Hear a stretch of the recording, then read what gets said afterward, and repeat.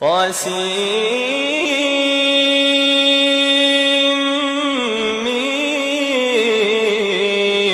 تلك آيات الكتاب المبين. لعلك باقع نفسك ألا يكونوا مؤمنين. إن نشأ ننزل عليهم من السماء آية فظلت أعناقهم لها خاضعين. وما يأتيهم من ذكر من الرحمن محدث إلا كانوا عنه معرضين.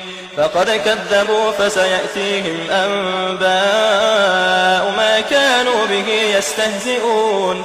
أولم يروا إلى الأرض كم أنبتنا فيها من كل زوج كريم. إن في ذلك لآية وما كان أكثرهم مؤمنين.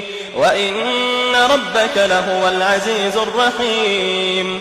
وإذ نادى ربك موسى أن ائت القوم الظالمين قوم فرعون ألا يتقون. قال رب إني أخاف أن يكذبون ويضيق صدري ولا ينطلق لساني فأرسل